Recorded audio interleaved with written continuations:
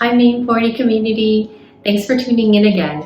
Today I wanted to talk about a topic that's pretty universal, hoarding or not purging our skincare and makeup collection. So with skincare, I know it's really hard to part with some of our favorite items, but if it's past its time, I decided for myself that we should just get rid of whatever is not usable anymore, or things that we haven't used thinking that we'll use them again. The items that I paid particular attention to were sunscreens, serums, which tend to oxidize, and makeup like foundations and cushions. Now being in my 40s, I really want to simplify things, including my skincare and my makeup.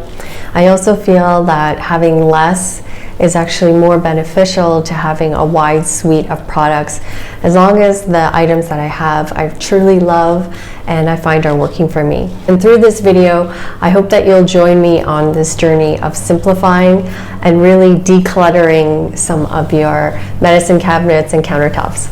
First, when I took a look at my sunscreens, I wanted to make sure that I've only kept the ones that I've opened for the current season. Anything that's gone past one season, I wanted to just get rid of it.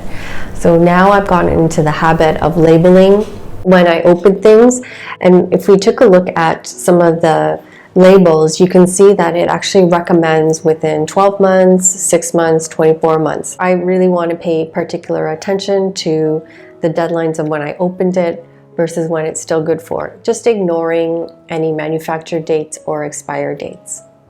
When it comes to skincare, this one's a lot harder to determine because I wasn't in the habit of labeling my items, but I based it on the smell test and also the color and the texture as well. Some of them are quite obvious, like with the vitamin C serums. If it's changed to a brown or orangey color, you know that it's time to go. If it was stored in dark bottles, and tends to prolong the shelf life. Also, if you don't keep it in the bathroom where there's humidity from the shower. When it comes to foundations, sometimes you can tell by the color on whether it's still good or not, and the texture changes as well. Sometimes the color will fade, and in terms of the texture, it will harden, or it would, when you try testing it on your hand, it would flake off. And those are indicators that it needs to be parted with love. It's done its time, it's done its duty, and now it's time to say goodbye and focus on some of the other products that you tend to use more often. The skin tones change with seasons, and you tend to use something a bit more tanned and in the summertime, and a bit more fair in the wintertime. So then I would check to see the date. So there's a jar with an open lid, and oftentimes it will indicate the number of months that it's good for after it's opened. So for this one, it's 12 months, and this is a shade that I just opened in March, so I used it over the summer, and I think that I could use it for another year. Some of my favorites are the ones that I opened recently. I labeled again with the dates. This may seem a little too detail-oriented, but in the long run, I think that it should help me determine more quicker, rather than setting aside half a day, which ones I can keep and which ones really need to be parted with. If there is one item I say that you can keep hanging around for a little bit longer, that would be the Korean cushion. So I did a video not so long ago reviewing certain cushions. This one is from Laneige, which I had given it a good amount of trial, and now the sponge is actually a little bit dry, so not that much product comes out onto the actual puff.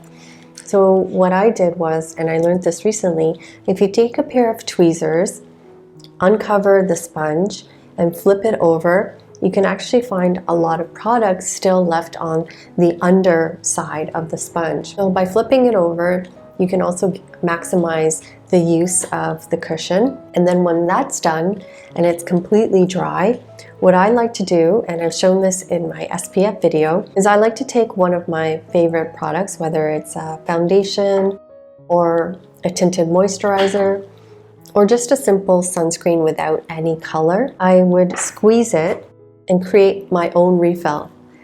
So if I like the case, I like the portability, then I would put some of the product onto the sponge, and then I have another full and fresh refill of my cushion. So I can keep this one either on my desk, or I can keep it in my purse, and it's another beauty tool that's ready to go. I hope that this video has given you some motivation to take a look at your own medicine cabinet. And remember, good storage also prolongs the life of certain products. So keep it away from your shower and your sink, because the humidity and water can really shorten how long a product stays good for.